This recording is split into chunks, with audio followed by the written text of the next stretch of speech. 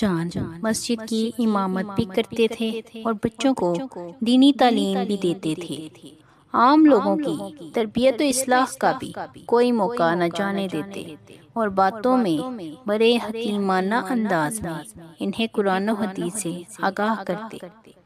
لوگوں کی اصلاح و تربیت کے حوالے سے ان کا جذبہ یہ تھا کہ وہ اکثر فرمایا کرتے، میری کوشش سے اگر ایک شخص بھی جہنم سے بچ کر جنت میں چلا گیا تو میں خود کو کامیاب سمجھوں گا۔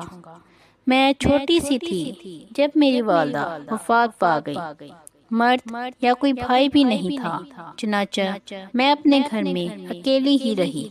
مجھے ابا جان سے پتہ چلا کہ میری امی اکثر قرآن کے مطالعے میں مصروف رہتی تھیں اور قرآن کے مطالب و معنی سمجھنے میں مصروف رہتی۔ اب میں کچھ بڑی ہو گئی تھی۔ ایک روز ابا جان کسی دور کے سفر پر چلے گئے۔ جانے سے پہلے مجھے ہر طرح کی ضروریات فراہم کر گئے۔ یہ پہلا موقع تھا کہ ابا جان سے میں اتنے دنوں کے لیے جدا ہوئی تھی۔ خدا خدا کر کے وہ لمحہ بھی آیا جب دروازے پر ابا جان کی مخصوص دستک ہوئی۔ اگلے ہی لمحے ابا جان مسکراتے چہرے کے ساتھ گھر میں داخل ہو رہے تھے۔ دن، ہفتے، مہینے اور سال یوں ہی گزرتے چلے گئے۔ ایک روز بڑے مختلف لہجے میں ابا جان کہنے لگے، بیٹا میں نے تمہارے لیے اللہ تعالیٰ سے ایک نیک ساتھی کی دعا کی تھی۔ جب میں لمبے سفر پر گیا تھا تو مجھے ایک نوجوان ملا تھا۔ جس علاقے میں وہ نوجوان رہتا تھا اگرچہ وہ بہت دور ہے اور اس نوجوان کو ہمارے علاقے کا کچھ پتہ بھی نہیں، لیکن میرا وجدان کہتا ہے کہ وہ یہاں ضرور آئے گا۔ وہ نوجوان بہت نیک اور ایماندار ہے۔ پھر کچھ سوچتے ہوئے کہنے لگے، سفر وسیلہ ظفر ہوتا ہے، میرے لیے بھی وہ سفر نیک ثابت ہوا ہے۔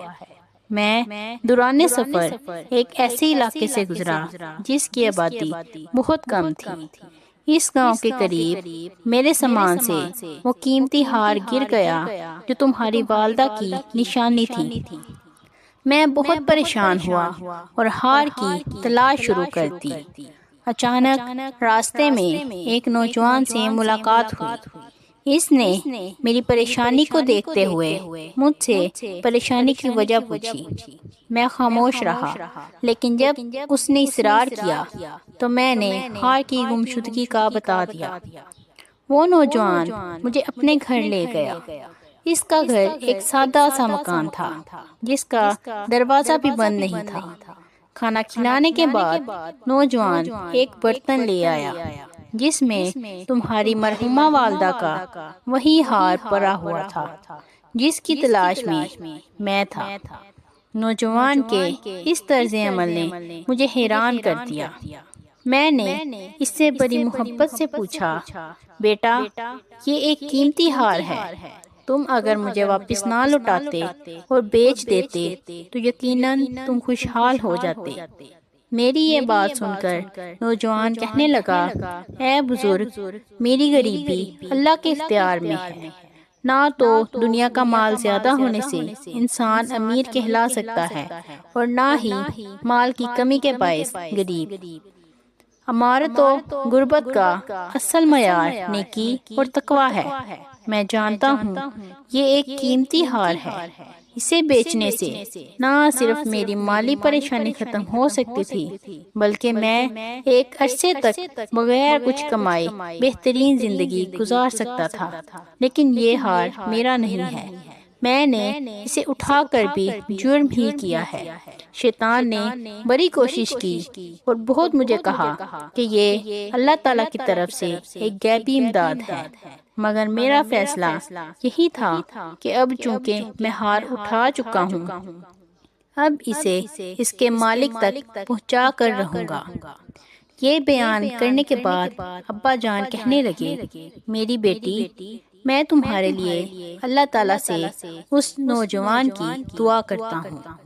یہ دعا میری زندگی میں قبول ہو یا بعد میں تم پر لازم ہے کہ تم اس نوجوان سے شادی کر لو اور شادی کے بعد نوافل ادا کرنا۔